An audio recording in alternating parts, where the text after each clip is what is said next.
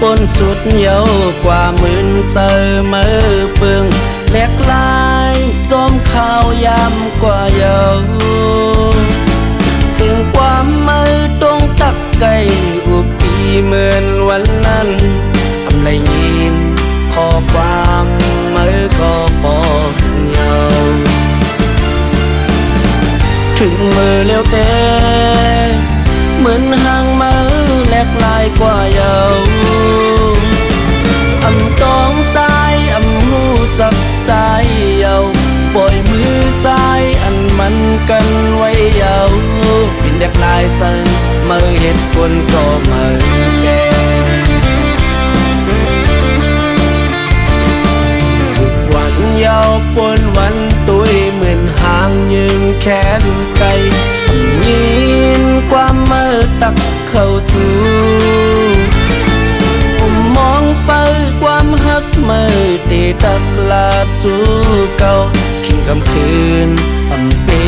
นนอนไหลหึงหน้าเยา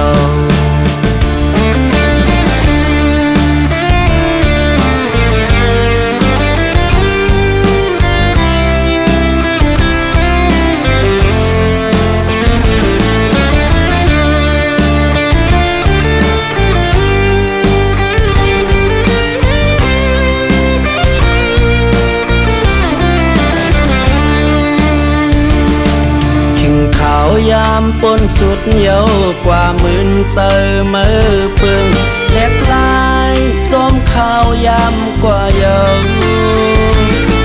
ซึ่งความมือตรงตักไก่อุปีเหมือนวันนั้นทำไรยินขอความมือก็ปอกเยาวถึงมือเลี้ยวแต่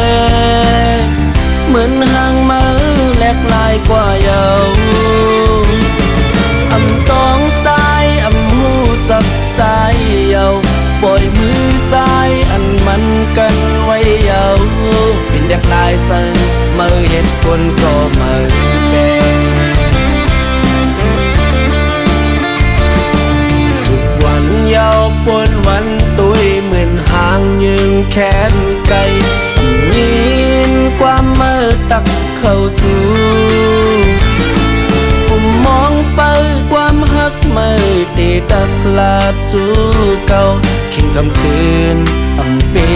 นนอนไหลหึงหน้าเยาถึงมือเลี้ยวแต่